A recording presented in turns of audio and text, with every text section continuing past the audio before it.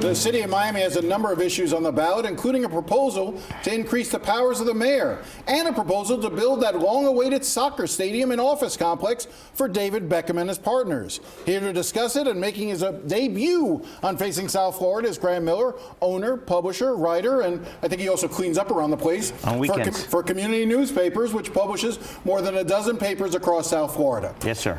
How many readers do you have? We have 11 newspapers to be exact. We have over 110,000 circulation. In our newsletters, the strongest point, we have 300,000 subscribers to our newsletters.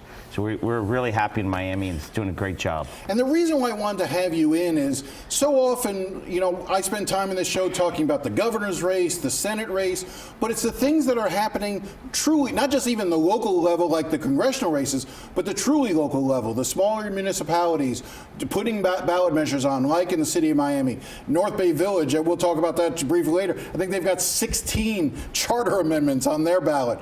So these things are very important, aren't they? Absolutely. For the local community, everything counts, and everything's local, and we're proud to be part of it. All right, let's start with this issue of the strong mayor. This is a proposal that would essentially give all the powers of government invest into the mayor's position, get a salary increase as well. Presumably, right now there's a city manager form of government that would go away, but the mayor would likely hire an administrator to work under him to do those sort of functions. How are you seeing this race? Well, it's interesting.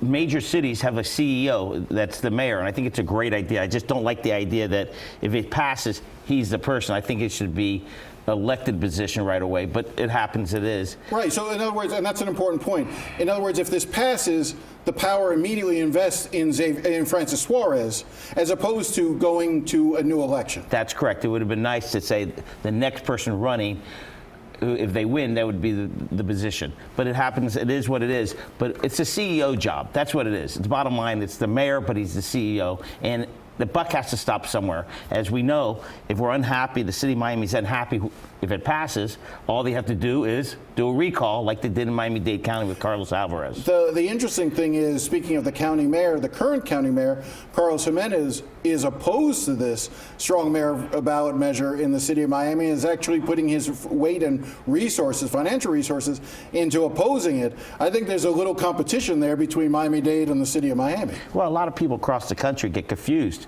Who's the mayor of Miami? Most people don't realize there's a city of Miami that's in Miami-Dade County. So there is that confusion. All right, so apparently David Beckham needs a massive retail office complex. I just thought he needed a stadium, but the stadium is a small part of the overall project that's being planned for the Old Mill Reese Golf Course. And there isn't a specific plan so much as it is giving the voters are being asked to decide whether or not the city should enter negotiations in a no-bid manner to turn this land over and to strike a deal. Well, my issue is it's not David Beckham. It's the Moscadosa family who helped form and make Miami a great place. David Beckham's just the face. George and Jose Mas, really, their family has made Miami a great place. So if they think it's a great thing, I think it's a great thing. And regarding the golf course, how many people really play golf on a daily basis compared to how many people are going to be using that facility? 30 multi-use fields. It is going to be the mecca of South Florida. Right now, all the sports goes to Orlando Youth Sports. Now they could stay within Miami. It's going to be an exciting part of Dade County, and it's exciting. The reason I think it's exciting because anybody that comes in or anybody to visit, they're going to eat at those little mom and pop shops on Northwest 7th Street, Southwest 8th Street. They will love the business, and it's exciting for South Florida. I'll play counterweight to you a little bit on that one, only because, again, I think that there isn't a lot of detail in terms of the specifics. Like, we don't know exactly what the deal will look like at the end of the day. This is simply the authority to give the city, because this is a city land, they have to go through a referendum process, the right to negotiate this. I don't think it necessarily has to go back before the voters, does it? I don't think so. Right, so that's a question of trust. Do you trust the city officials to negotiate a good deal on behalf of the residents or not? I think that's what it's going to come down to for voters. The real question is who they're dealing with. This is not out-of-town people. This is the Moscadosa family who's been here their whole life. And they're not going anywhere, like the owners of the Marlins or anything else. They make the money and leave. Moscodosa is going to be here long after you and I are here. All right, so let's turn to there's a statewide amendment, Amendment 10, which I don't think most people in the state realize has a major impact on Dade County. Amendment 10 would require all counties to elect a sheriff, a supervisor of elections, a tax collector, property appraiser. Every other county in the state, pretty much, with only a few minor exceptions, already do that.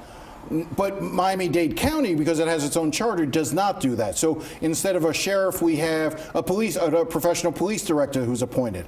Instead of an elected supervisor of elections like they have in Broward with Brenda Snipes, we have somebody who the mayor appoints to be the supervisor of elections. If this passes statewide, we'll now have an elected sheriff, an elected supervisor of elections, an elected tax collector. Do we need more elected positions? No. First of all, it's not broken here. Right now, we've had probably the best director of police operations ever, Juan Perez. He was appointed. He's doing a great job. And if it goes to election, it could be somebody that has no law, nothing about criminal justice, could get elected. If they have the right last name, they could get elected. And it'll be so political, it's going to be a war. Well, that's a good analogy to sort of make. If you think that what's happened in Broward under Sheriff Scott Israel, who runs for election and is only held accountable by the voters every 4 years, or if you think that having a professional do it in Miami-Dade County who could be fired if tomorrow something went wrong with the police department, if there was a problem, the mayor could fire the police director and replace him. That is correct. You know, we've been very lucky in Miami-Dade County. I call him the sheriff or the police chief has been excellent.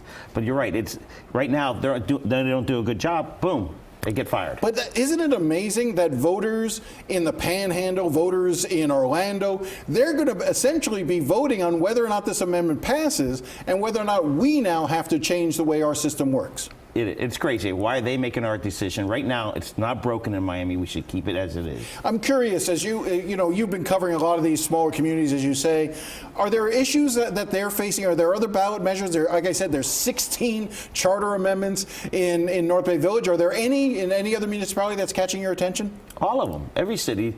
People aren't voting the whole charter. They go in, they vote the top few things, they get confused, and that's it. It's going to be a low turnout on the bottom of the ballot. That's a really important point, is that not only do you have all the big races at the top, the Senate, the governor, the congressional races, then all the constitutional amendments, the state house, state senate races, before you even get to these municipal races, these municipal elections. There could be ballot fatigue, but I'm assuming you're encouraging folks to go all the way through the ballot, even though it may take time. We've told everybody, read everything before you get to the polls. And when you get there, then you already know what to decide on. But don't wait till the last minute. It takes a long time. Ballot fatigue, exactly. Go in with a plan and give yourself a lot of time. Grant Miller, thank you very much for coming in. It's a pleasure. All right, we'll have you back on. We'll talk more. All right, we'll be right back after the break. Thank you very much. Sure. Hold on.